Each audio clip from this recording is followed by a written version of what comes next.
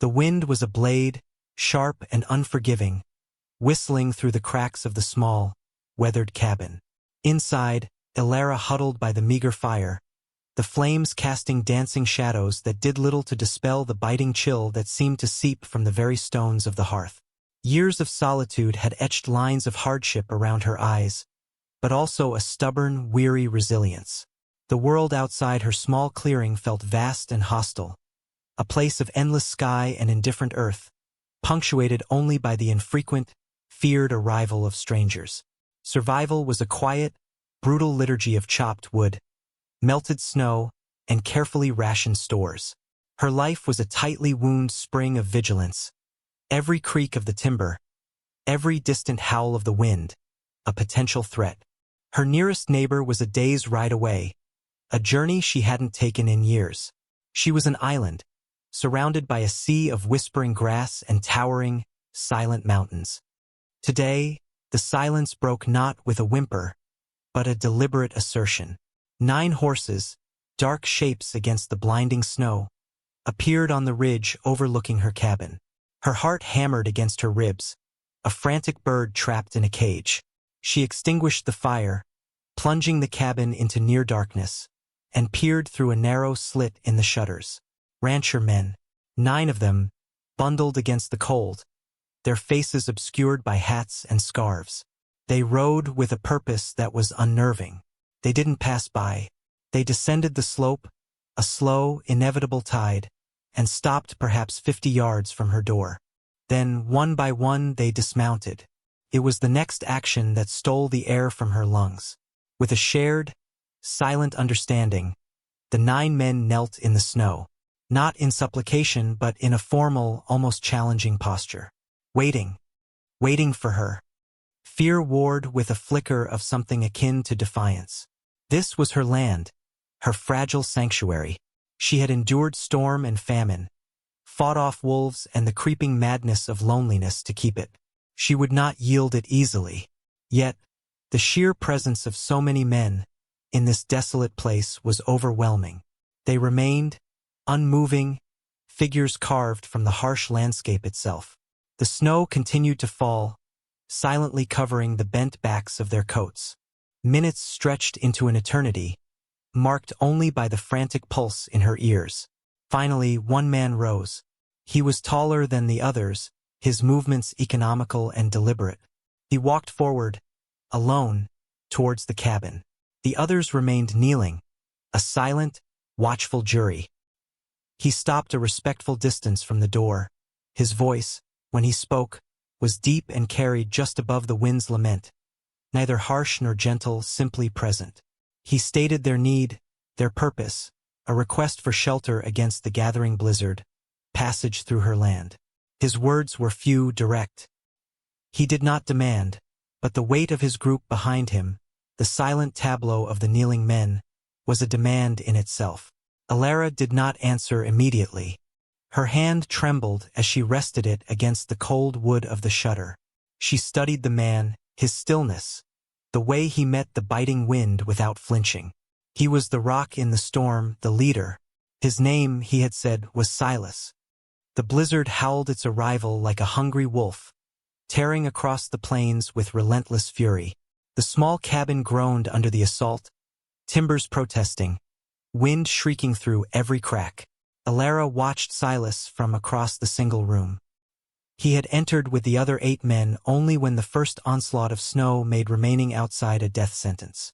The cabin was cramped, filled with the smell of wet wool, horses, and the nervous energy of 9 large men squeezed into a space meant for one.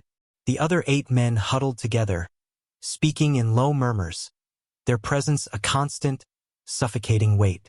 They were a reminder of the world she had isolated herself from, a world of judgment, expectation, and often cruelty. Their eyes, when they occasionally met hers, held a mixture of curiosity, suspicion, and something she couldn't quite name, perhaps pity, perhaps contempt. She felt exposed, vulnerable in her own home, every movement scrutinized. But Silas was different. He didn't stare. He seemed to observe, his gaze resting on her briefly, assessing, then moving on.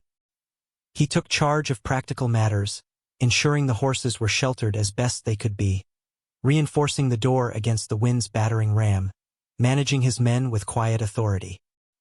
He moved with a quiet confidence that was both unsettling and, she grudgingly admitted, a little reassuring in the face of the storm's raw power.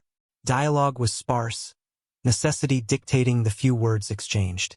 "Fire needs more wood," he'd say, not a request, a statement of fact. Or, "Snow's piling high against the west wall," Alara responded with monosyllables, pointing towards the woodpile, acknowledging his observations. Her internal monologue was a torrent of fear and watchfulness, analyzing every gesture, every expression, searching for intent.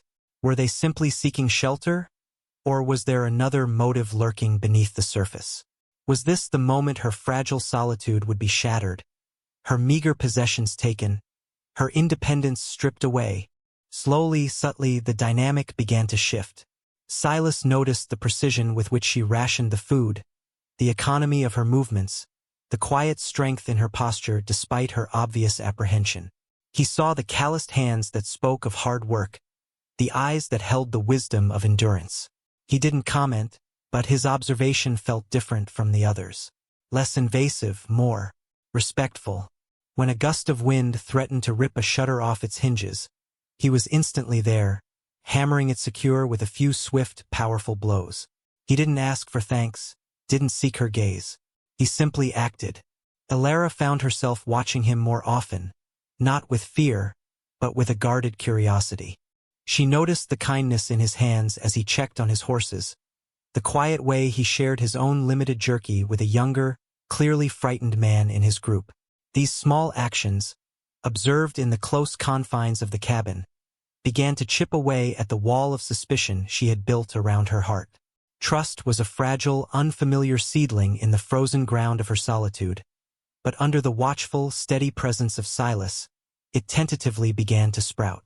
The storm outside raged, a physical manifestation of the turmoil within her, but inside, a different kind of quiet intensity was building, a silent communication between two solitary souls brought together by the wild, untamed hand of nature. The blizzard showed no sign of relenting. Days blurred into a white, wind-whipped haze. Resources, already scarce, dwindled further. The tension inside the cabin was palpable, a tight coil of hunger, fear, and frayed nerves. The other 8 men became restless, their initial discipline wearing thin. They eyed Alara's remaining stores, their whispers growing louder, more insistent. Silas, though silent, felt the shift in his men.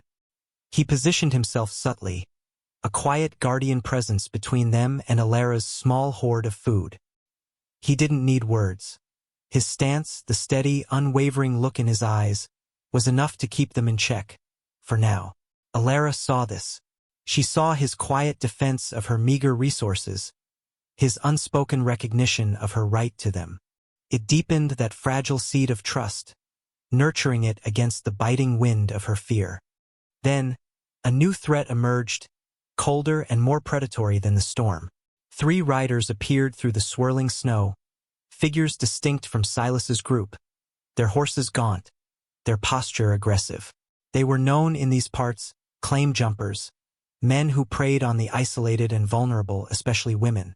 They hammered on the door, their voices coarse and demanding, claiming this land, her cabin, everything she had. The other 8 men, sensing the shift in power dynamics, stirred. Some looked calculating, others fearful, none immediately protective of Alara. The air crackled with imminent violence. Alara felt the familiar ice of terror grip her, but beneath it, a new feeling was stirring, a fierce, protective instinct for the fragile peace Silas had brought, and for the first tendrils of connection she had felt in years.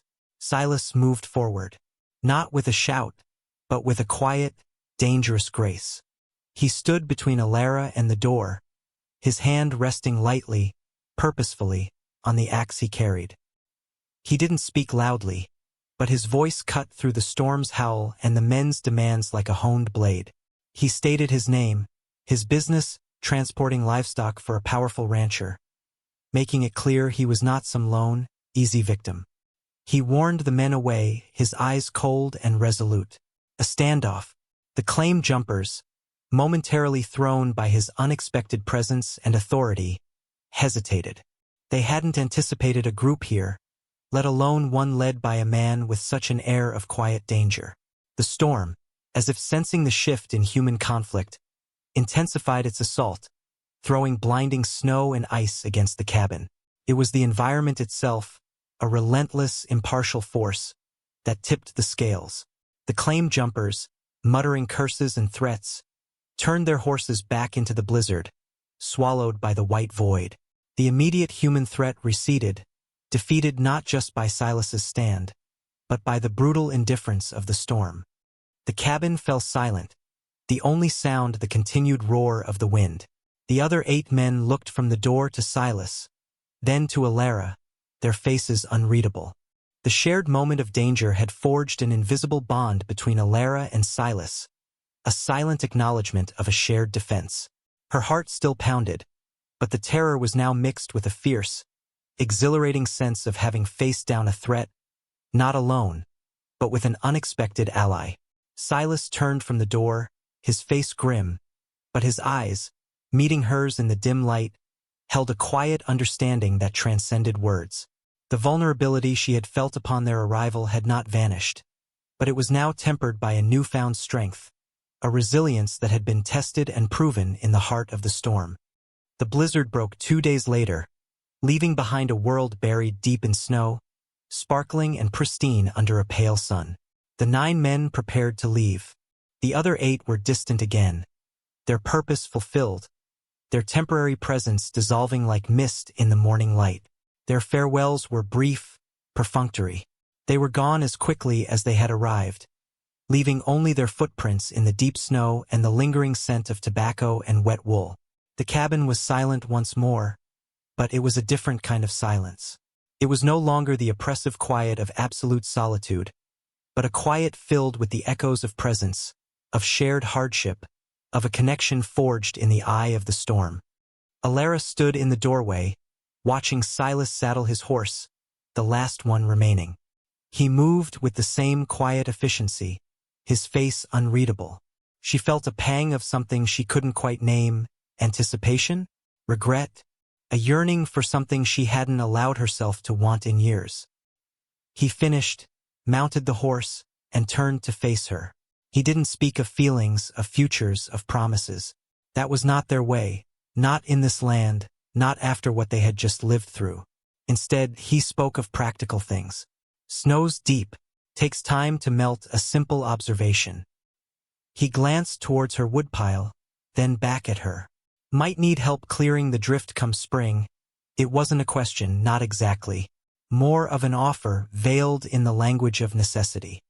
Alara looked out at the vast, snow-covered landscape. It was still a harsh, demanding world, but it no longer felt entirely empty. The resilience she had always relied upon had been tested, but it had also been witnessed, acknowledged. And in witnessing Silas's quiet strength, his unexpected protection, she had seen a reflection of a different kind of strength, one that came not just from enduring alone, but from the possibility of standing together. Her journey from vulnerability to strength had been hastened by the crucible of the past few days. She was no longer just a woman surviving in isolation. She was a woman who had faced down both nature and man, and found an unexpected ally in the process.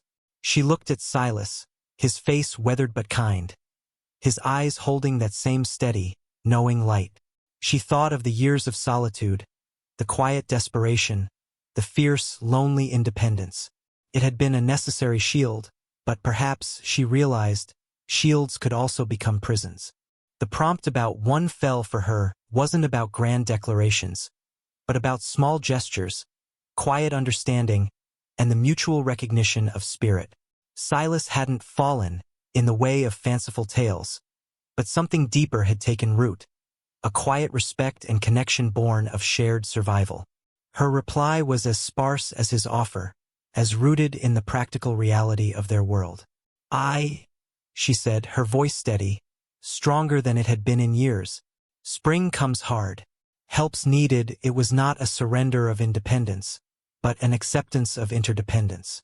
It was the opening of a door she had kept locked for a very long time. And in the silent, snow-filled world, a quiet, resilient hope began to stir.